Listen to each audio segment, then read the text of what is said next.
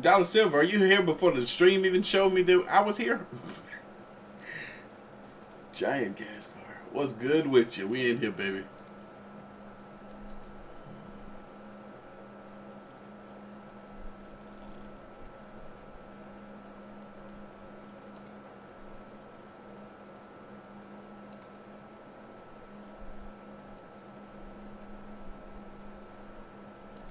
Hold on. Bear with me, peoples. YouTube is on that BS again.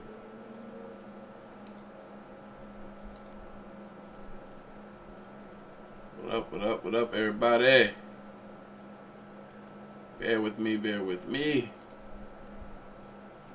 There we go.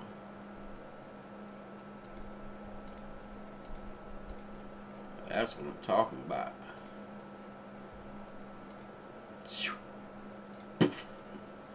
And guess what? From here on out, this is a members only live stream, big baby. Yo, in the past week, we've gotten about 220 new channel members, partially thanks to Charizard, for at least 200 of them. Yo, we is in here. We is in here. We got 166 live viewers, y'all. We is combining two things today. Our love for the paranormal with the ghost stories, and Mrballen with his great storytelling. You know what I'm saying? So this video is titled Ghost of Flight 401. This should be good. I'm happy. I'm excited. Y'all, I gotta book a hotel because I'm going back to Chi-Town on Tuesday. So I gotta book that hotel after this. I gotta do it. I gotta do it. Been busy. Been pushing it off. Not pushing it off, just been busy. Hey, Char says she's wearing my blue Speak Your Truth shirt. I was wearing that shirt yesterday. I love that shirt. I almost wore it today. I should be wearing it right now, actually. Did I wear it? No, I didn't wear it yesterday. I meant I was going to wear it today. That's right, baby. That's right. Kermit! What's going on with you, big baby? You know, became a channel member. I think yet again. Chris, channel member. Martina, channel member. We got some new channel members there already in the house, y'all. We ain't got the party started. Heck, we ain't even did the intro yet because we're waiting for 20, 19, 18, maybe 15 more live viewers before I do the magic. We getting close. We getting close. About a second, literally. We've been in here for 3 minutes. And guess what? What up, AOK Mafia? It's your boy Artofkickz, and just like that, we back with another one. All right, y'all, look. If you haven't already, make sure you subscribe to my Patreon, Patreon/Artofkickz. Subscribe to my second channel, A Different Perspective. And subscribe to my gaming channel because as soon as I get back from Chi-Town, I'm getting on that gaming. Right now, I'm just trying to focus on getting a bunch of content together so that I can have stuff uploading while I'm gone. And I still got a long way to go. I ain't even got no content together for this channel while I'm gone. I need to look. This weekend I will be working. Y'all ain't gonna get a video from me this weekend, but I will be filming lots of content this weekend. Aside from all the other activities I got going on this weekend. But anyway, we're about to get this party started. Y'all, this is a long video for Mrballen. Again, this is titled Ghost of Flight 401. Y'all ready? I'm ready. Let's go. My wife is a total skeptic. She does not believe in the paranormal whatsoever and never has. But when I told her just a portion of today's story, specifically the part about the passenger in first class, you'll know when you get to that scene, she told me she was so intrigued by it. And I think the reason for that is in this story, as you'll see, there were so many witnesses, hundreds of witnesses. And so how could they all be making this up? Right. But before we get into today's story, if you're a fan of the strange, dark, and mysterious delivered in story format, then you come to the right place because that's all we do, and we upload once a week. So if that's of interest to you, please invite the like button to come over your house for a Ouija board session, and then after everyone has their fingers on the pointer, ask if anyone likes the like button, and then casually push the pointer towards no. Also, please subscribe to our Kermit, that's completely understandable, my guy. Handle those responsibilities. Today's story. And thank you for the dono, big baby. and rejoining the memberships. I'm excited!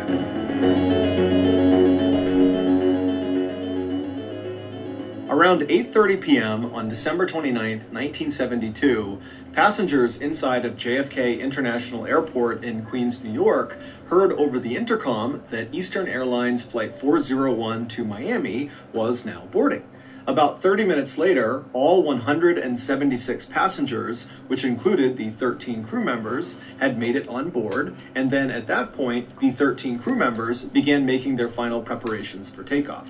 Flight 401 was a very expensive and recently introduced model of plane by Eastern Airlines called the Lockheed L-1011 TriStar, and it was both unbelievably technologically advanced and unbelievably enormous. It sat up to 400 passengers, which meant instead of having 4 seats to a row like you would expect inside of a passenger jet, the L-1011s had 8 seats per row, and they had 2 levels. There was the main level, which was the main cabin where all the passengers were, and then there was a second level, a lower level, that was only accessible via 2 small elevators that could barely fit 1 person inside of them in the back of the aircraft. And down on this lower level was a full-size kitchen, which had ovens and refrigerators, and also at the back of this lower level was a lounge area for flight staff.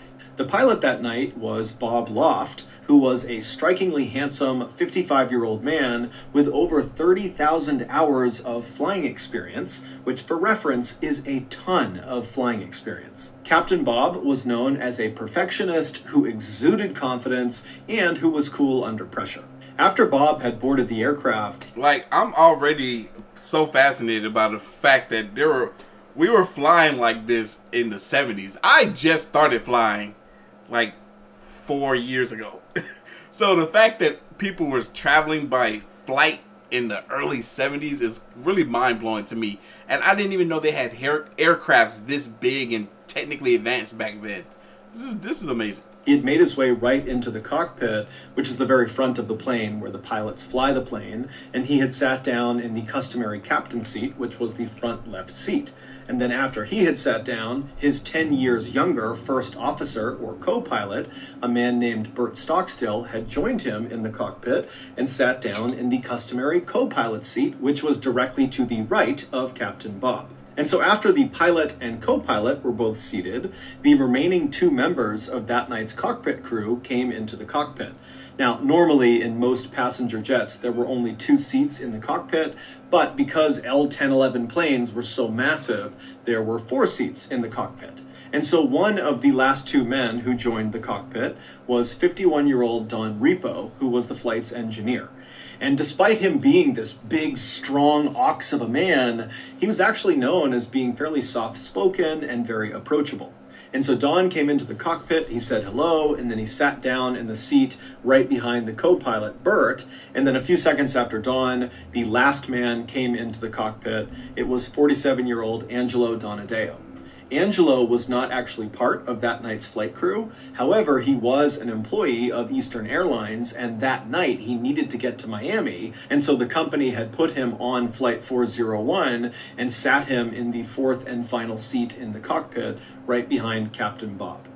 Around 9:10 p.m., all pre-flight checks had been completed, all passengers were seated, as was the crew, and so Captain Bob began taxiing over to the runway. 10 minutes later, at 9:20 p.m., Captain Bob pushed the throttles forward and the plane began to take off.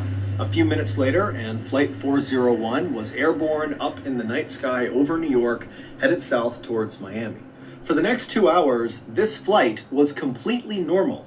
In fact, it was so normal that one of the passengers, named Jerry Escow, actually wrote a letter while he was on the plane telling Eastern Airlines how great their airline was and how smooth this flight was. His plan was, once they landed, to mail this letter to Eastern Airlines. But at 11:32 p.m., so 2 hours and 12 minutes after takeoff, this flight would go from being very routine and normal to being anything but. At 11:32 p.m., Captain Bob began his approach to Miami International Airport, but when he lowered the plane's landing gear, his co-pilot Bert noticed they had a problem. L-1011 jets, like 401, have 3 pieces of landing gear.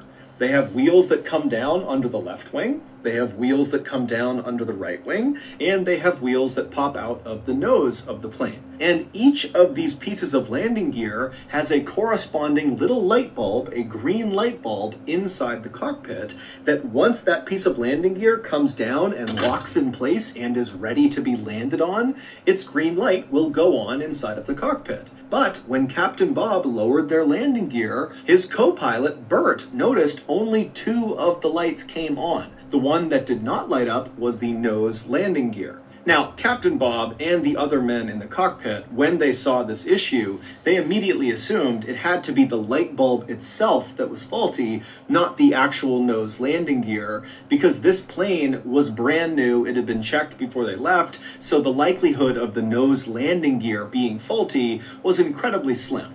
And so Captain Bob, while maintaining his approach towards Miami International, he retracted the landing gear, and then once it had come back into the plane, he just lowered it again, thinking this time all 3 lights would come on. But once again, once the landing gear was deployed the second time, still the nose landing gear light did not come on. And so frustrated, Captain Bob hopped on the radio and contacted Miami Air Traffic Control. Wait. I'm trying to understand this because I don't understand how airplanes work fully. You know what I'm saying? It still baffles me that you can get these big heavy things in the air with my fat butt in there. You know what I'm saying? It's like, so he's saying that when you let down the landing, like the wheels that allows the airplane to land, the landing gear, right? So you let them down and the light signals to let the pilot know that wheel has dropped. Or all 3 of the wheels have dropped. Was that what he's saying? So if that doesn't occur, then if you don't get that light, then maybe that wheel didn't drop, or maybe it did. But you need to know for sure in order to land this plane, right? Is that what he's saying? I think that's what he's saying. I'm trying to understand this. But I know on airplanes now, they have cameras underneath the bottom of the airplane that even viewers, like I fly Delta mostly, so I can see underneath the airplane. And told them that he could not confirm his landing gear was actually safe to land on, and so they would have to circle around for a bit in the sky and get it figured out. And so Miami Air Traffic Control acknowledged what Captain Bob said and then directed Captain Bob to fly out over the nearby Everglades, which is a massive wetlands area in Florida, and to stay out over the Everglades away from other traffic until they fixed the problem. And so once Flight 401 was out over the Everglades flying in a circular pattern, Captain Bob and his co-pilot set the plane to autopilot so that it would maintain a constant altitude of 2,000 feet and a constant speed of 200 miles per hour. And so once the plane was all set, Captain Bob and his co-pilot Bert began fiddling with this front nose gear indicator light bulb, which they were convinced was faulty. And so they started by pressing on the light, and when that didn't work, they began twisting it, and when that didn't work, they actually pulled the light bulb off the panel and kind of blew the dirt and grime off of it, and then they jammed it back into the panel. But as soon as they did, not only did it not go back on, but they realized they had put it in sideways, and so they couldn't actually get it out again. And so now they're thinking, this light's not going to go on at all. Nope. We need to find another way to make sure the nose landing gear has come down. And so Captain Bob at this point is totally frustrated, and so he turns around and he looks at Don Repo, the flight engineer who's sitting right behind the co-pilot, and he tells Don to go down into the hellhole and directly inspect the front landing gear himself. So the hellhole is a space right below the cockpit, and the way you get to it is through a trap door in the floor in the center of the cockpit. And then once down in the hellhole, there is this window that looks straight towards the front of the aircraft where you could look out and actually see the front landing gear, and you could make sure it was down or not. And so Don Repo, he gets out of his seat and he opens up the hellhole trap door and he makes his way down below. Meanwhile, 2,000 feet below Flight 401, a 43-year-old man named Robert Marquise, along with a friend of his, were looking for frogs in the Everglades, riding around on Robert's airboat. An airboat is a flat-bottomed boat with this huge fan on the back of it that propels it forward. It's popular in the Everglades because the water depth is so shallow. At points in the Everglades, the water's only a couple of inches deep.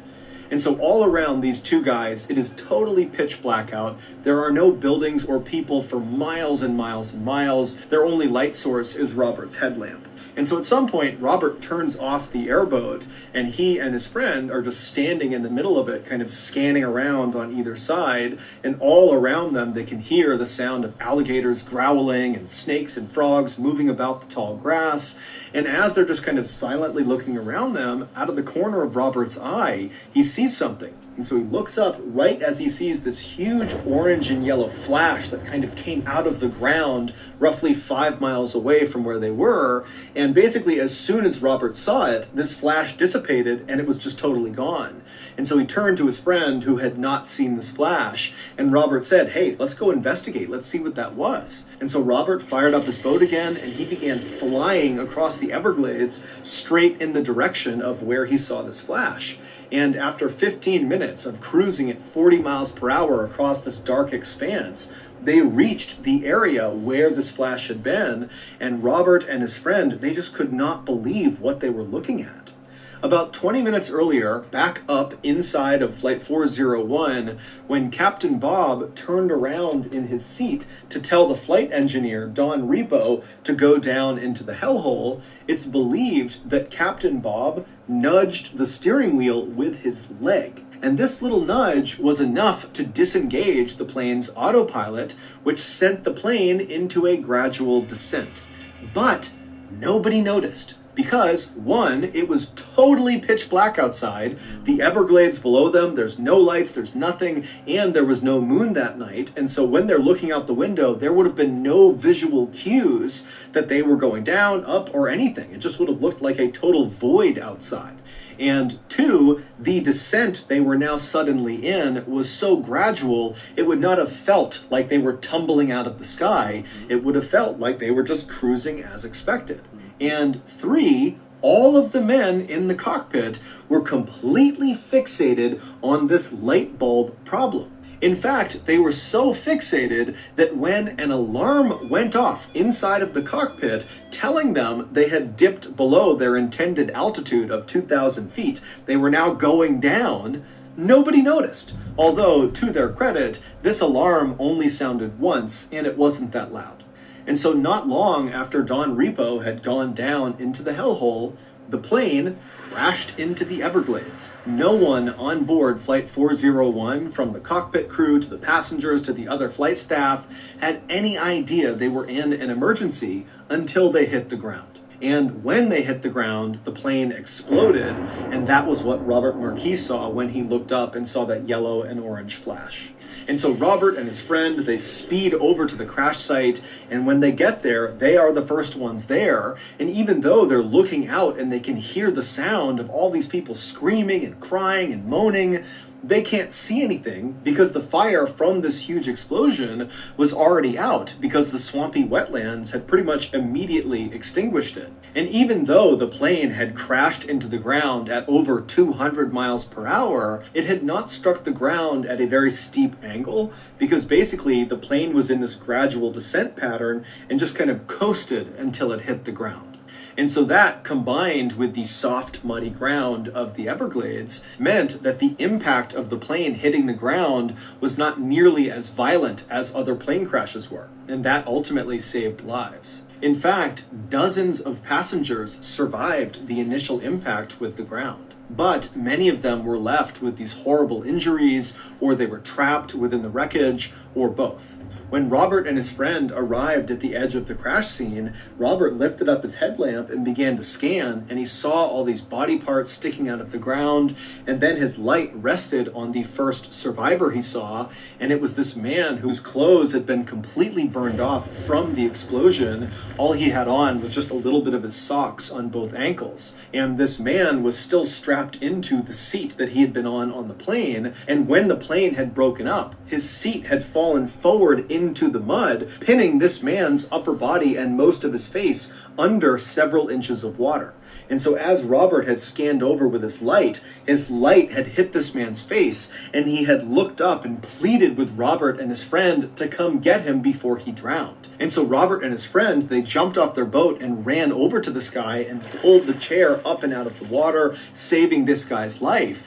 But as soon as he was up and out of the water, Robert and his friend began hearing more calls from other people in the darkness screaming for help. Robert and his friend would do their absolute best to save as many people as they possibly could, but there was just too many people who needed saving and not enough time. About 30 minutes after Robert and his friend had arrived at the scene, the Coast Guard showed up in helicopters, and they, along with Robert and his friend, would spend the entire night pulling as many people to safety as they possibly could. By the time the sun came up on the following day, there were no other survivors left to save.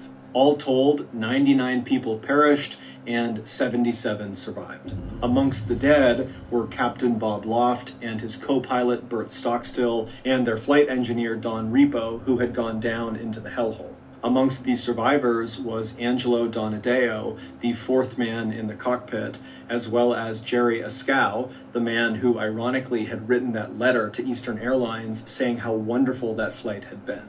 A major investigation following the crash would confirm that the reason Flight 401 went down was because of a number of factors, most notably human error. The investigation would also confirm that the nose landing gear was working perfectly fine.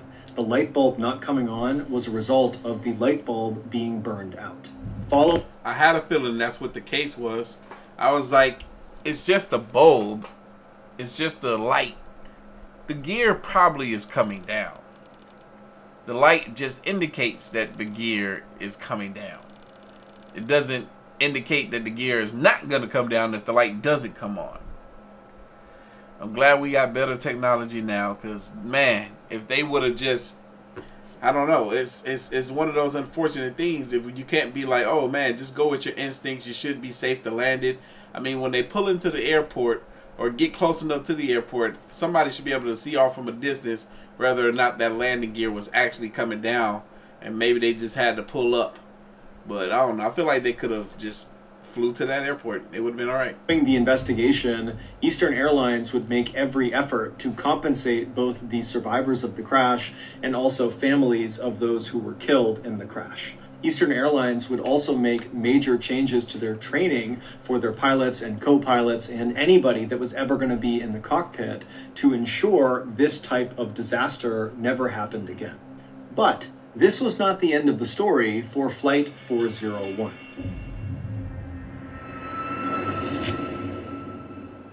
It gets better?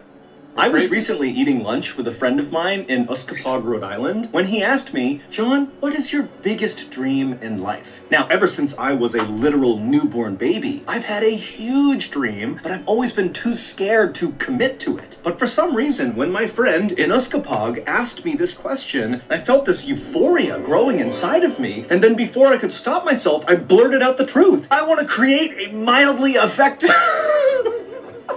I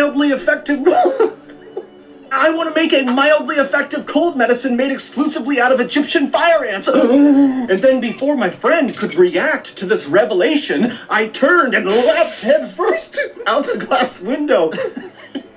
And then when I hit the ground, I turned around expecting to see my friend angry and staring down at me, ready to fight me. But instead, he was standing on our table doing a jig, stomping on our plates and our cups, and all around him, our waiters and waitresses were cheering, saying, "Go, John, go!" And so go I did. After a quick salute to the gang, I turned and I ran directly into traffic. And for 97 miles, I ran along the freeway until I got to Chicopee, Massachusetts, where I climbed up into a tree and I fired up my coal-powered laptop and I got to work on my business plan. But pretty quickly, I learned putting together a mildly effective cold medicine made exclusively out of Egyptian fire ants was going to be very time-consuming. And so where would I find the time to eat? And that's when I discovered HelloFresh, an amazing meal service that sends incredible food right to your doorstep. So if your schedule is packed this fall with school, with work, or with developing your own fire ant-related products, then let HelloFresh take care of your meals. They have a weekly selection of 30-plus recipes, and and 70 plus convenience items, including vegetarian, pescatarian, and fit and wholesome meals, which make it easy to stick to your goals. HelloFresh is also up to 72% cheaper than dining out at a restaurant or going grocery shopping. So if you're like me and plan on spending the fall in adult diapers chained to a chair working non-stop on your coal-powered computer, or you're just regular busy, then give HelloFresh a try. Go to HelloFresh.com and use code Mrballen16 for 16 free meals across 7 boxes and 3 free gifts. Again, that's HelloFresh.com and use code Mrballen16 for 16 free meals across 7 boxes and 3 free gifts. Okay, back to the story.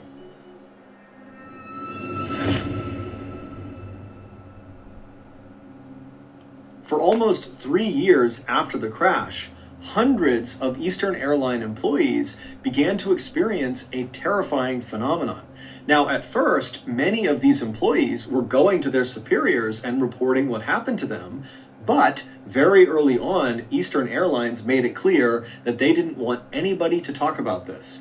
Anytime an employee made one of these reports about this phenomenon, they were either sent to the psychiatrist or they were just fired. However, despite this intense pressure from Eastern Airlines to their employees to be quiet about what was going on inside of their ranks, there were still some very brave employees who had firsthand experience with this terrifying phenomenon who still came forward and told their stories to the press and to journalists. They just did it anonymously.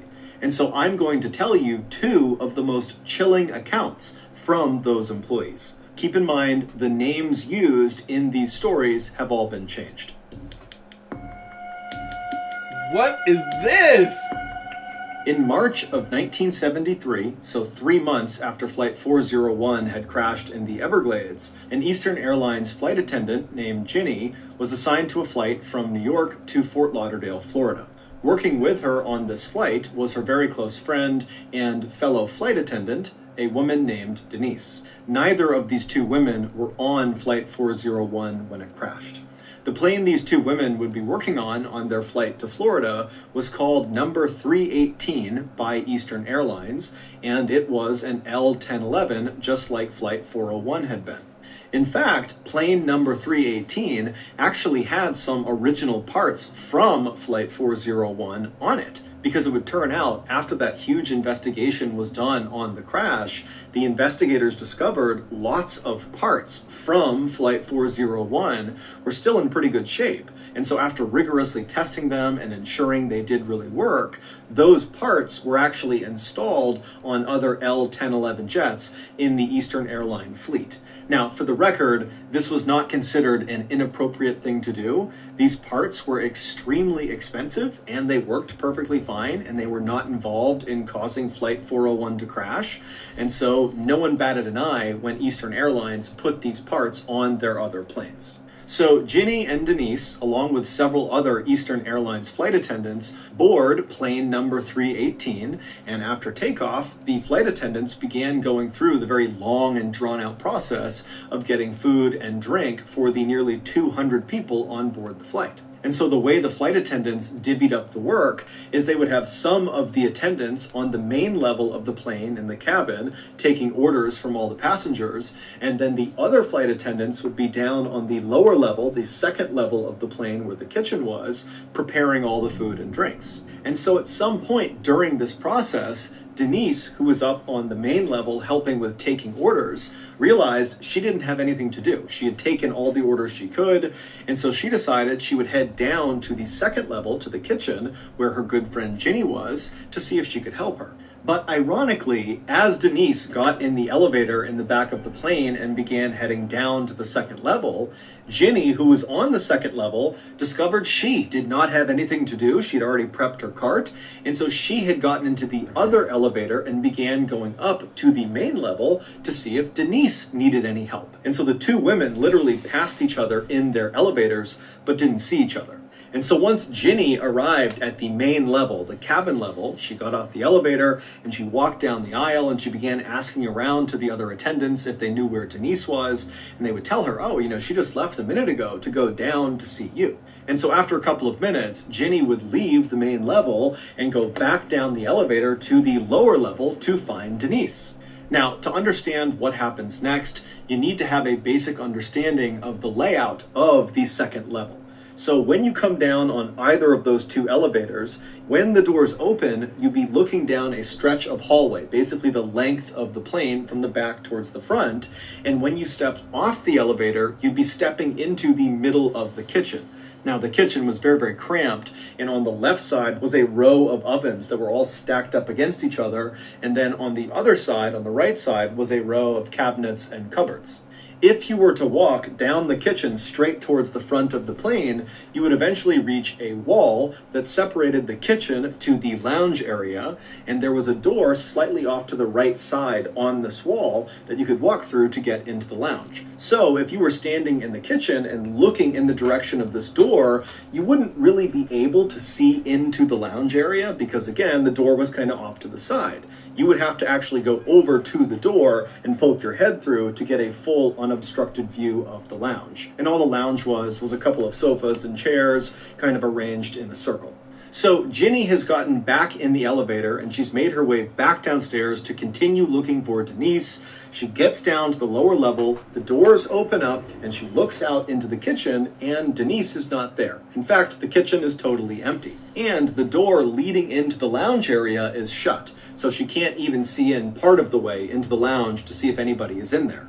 But the second Ginny stepped off the elevator into the kitchen, she immediately had this powerful sense that Denise was definitely down there somewhere on the second level with her, probably in the lounge area that she couldn't see. And because Ginny felt so confident that Denise was down there, she actually didn't start by calling out for Denise or walking to the door, opening it up, and looking into the lounge to make sure Denise was there. Instead, Ginny just turned to the left and went to the ovens and began preparing food for the attendants upstairs.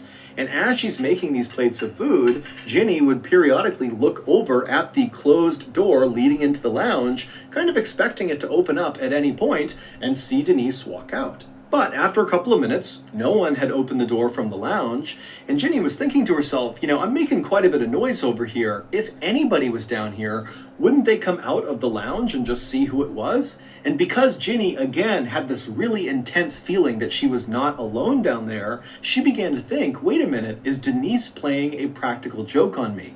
Is she hiding in the lounge? Or is she hiding in one of the cabinets on the right side here, and she's going to jump out and grab me? And so the second Ginny began thinking about that, she became really paranoid. And so as she's making this food, she's pretty much constantly looking over at the door or kind of scanning behind her, waiting for Denise to launch out and scare her. But again, after several more minutes, Ginny didn't see anybody come out of the lounge and none of the cabinet doors opened up. It was just her down there. However, the longer she stayed down there, the stronger that feeling got that someone was in the room with her. And so now she can't even make her food. She's completely turned around, just scanning all around the kitchen, really at this point hoping Denise jumps out to scare her. And when Denise didn't do that, Ginny just began walking over to the door that would lead into the lounge. And so when she reached the door, her heart was racing like mad. She reached down to the handle, she turned it, she pushed it open, and she poked her head in real quick, and there was no one in the lounge. But immediately, the second her head was in that room, that feeling that someone was down there with her spiked, and she got chills all over her body. And she ran into the back of the lounge and looked behind all of the chairs and sofas, praying at this point that Denise was going to be down there. But after looking all over the back of the lounge, there was no one there. And so finally, Ginny turns around, and she's totally racked with fear. Because now she's on the very far end of the lounge. There's no one in the lounge. She knows there's no one in the kitchen. And here she is still getting that sensation that she was not alone down there. But she has to go all the way back across the lounge, through that door, into the kitchen to get back to the elevator so she can escape. And so Ginny almost instinctively moved immediately to the left side of the lounge and put her back up against the wall to make sure no one could be behind her.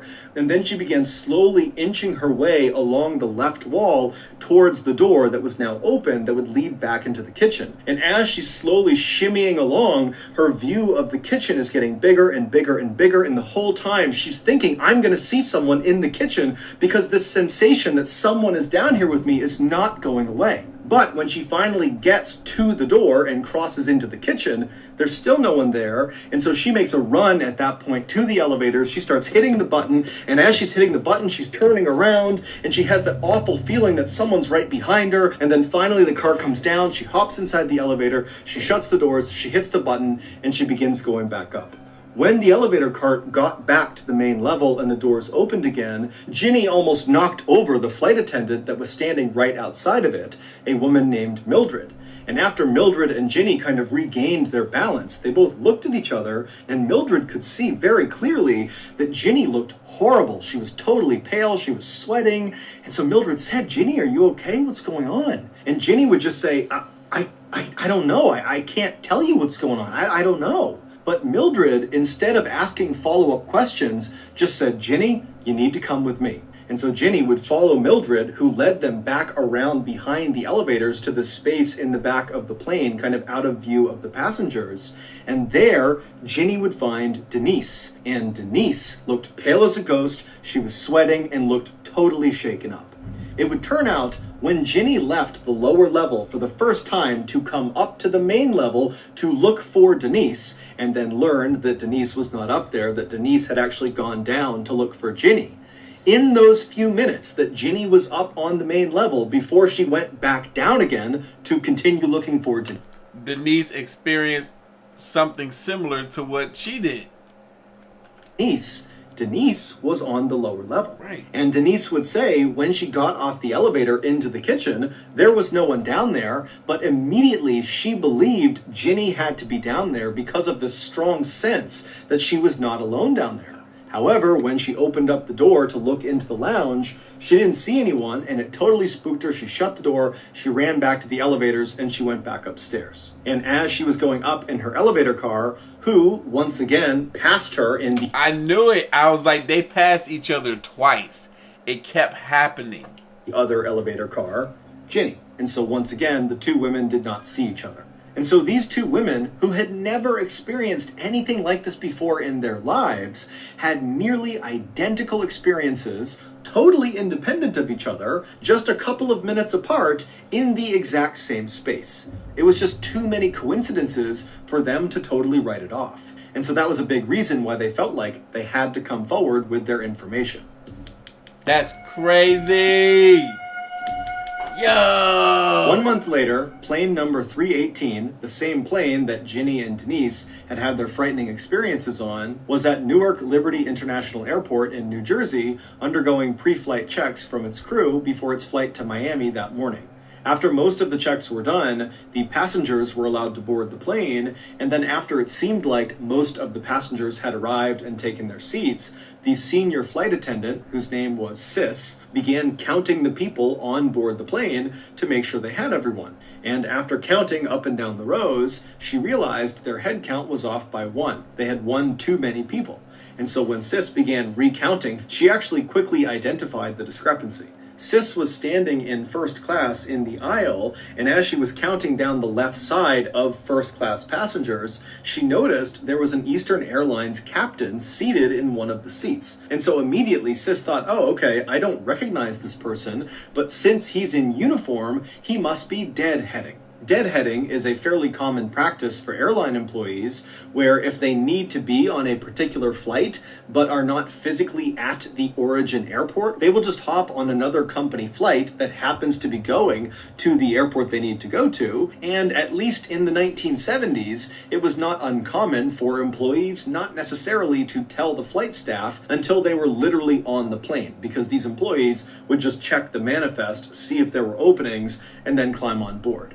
And so Sis assumed that was exactly what this man had done, and that was why he was unaccounted for, and it was why they had this extra person. And so she just needed to get his name to account for him. And so Sis turned and took a couple of steps until she was right in front of this guy, who was still just seated looking straight ahead, and Sis introduced herself and asked him if he was deadheading. But the captain just continued to stare straight ahead and didn't even seem to register that Sis was talking to him, despite the fact that Sis was right on top of him and speaking very, very clearly, and nobody else was talking. And so Sis, who was aware of the fact that this guy clearly should have heard her, just kind of waited for a second and then just asked again, hey, what's your name? I need to make sure that you are in fact deadheading. But again, this captain just sat there without moving and didn't remotely react to Sis. Now, by this point, another flight attendant named Diane had looked over and actually saw Sis having this strange interaction with this Eastern Airlines captain.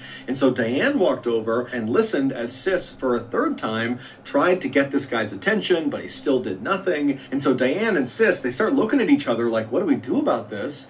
And at some point, Sis just says, okay, I'm going to go tell the captain, he can deal with this. And so Diane stayed in the aisle next to this silent seated captain while Sis turned and walked towards the cockpit, and she told the captain, whose name was George.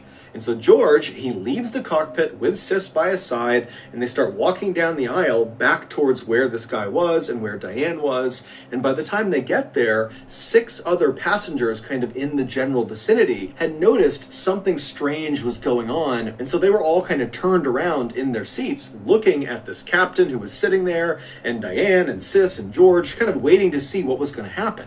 And so George and Sis, they walk right up alongside Diane and this seated silent captain, and George immediately crouched down to get a good look at this guy's face. Because again, this captain is just looking straight ahead with a hat on, and so no one had really looked at him yet. And so George kneels down and he sees this guy's face for the first time, and he falls over and goes, oh my God, that's Bob Loft!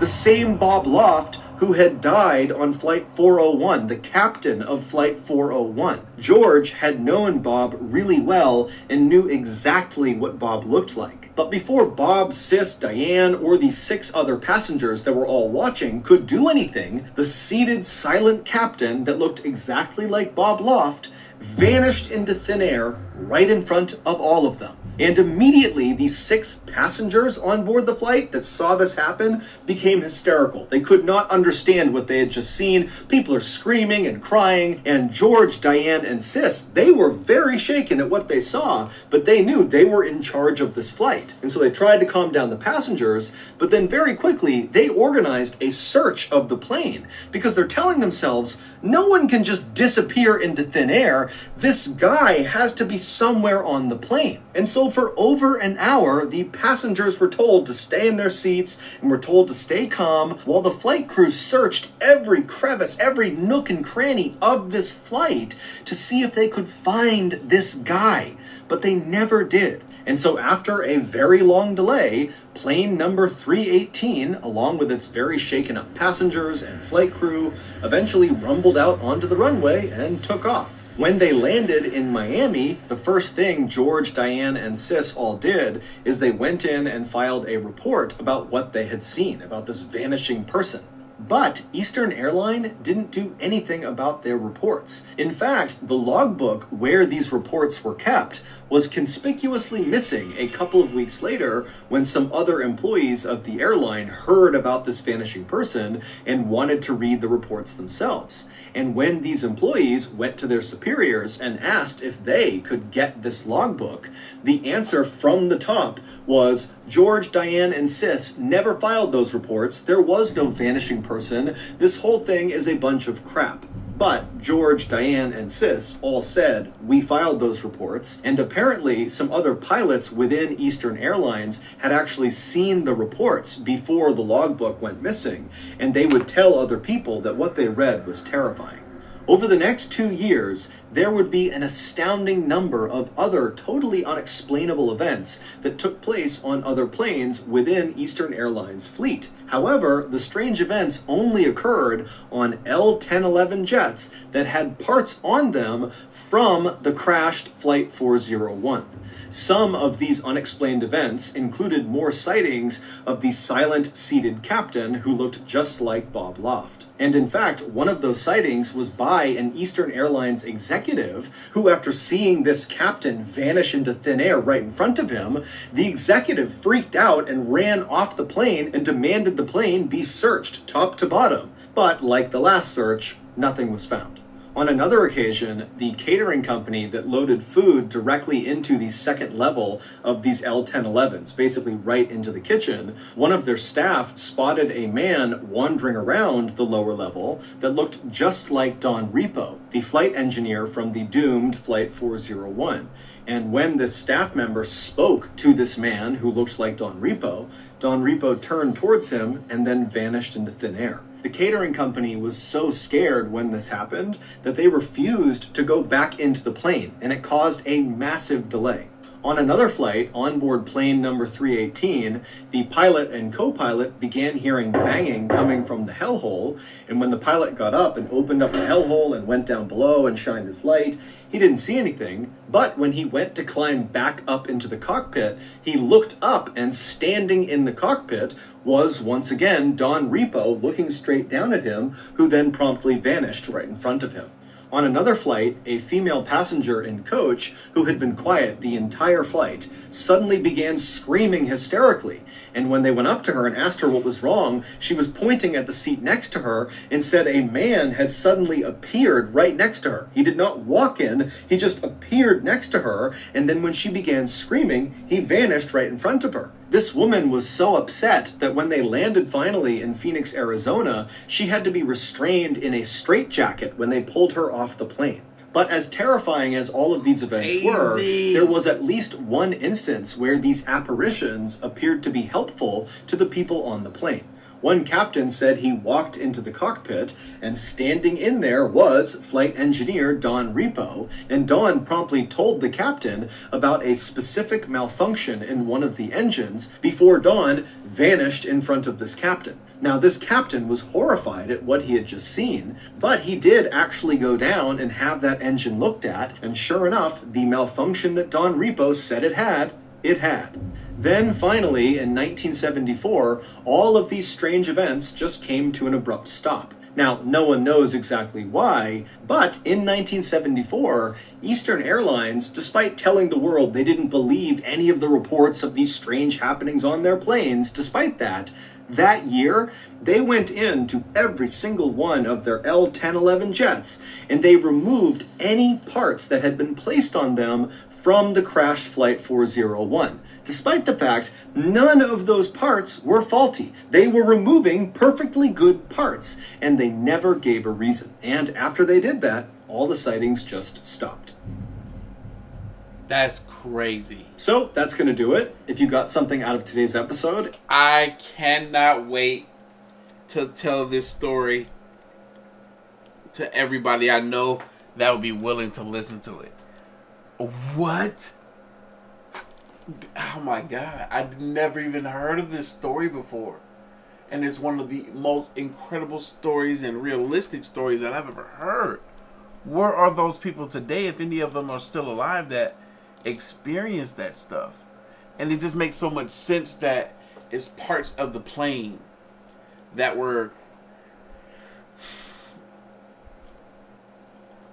these spirits were attached to, specifically the pilots, because I'm pretty sure the pilots had a lot of grief thinking it was their fault, so they showed up on all these other planes.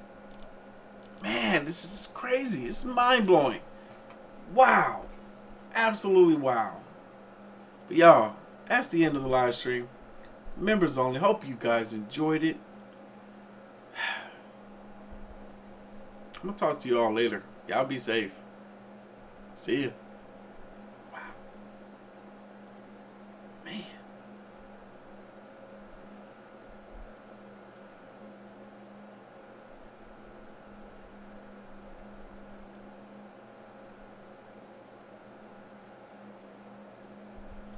There was a movie? What?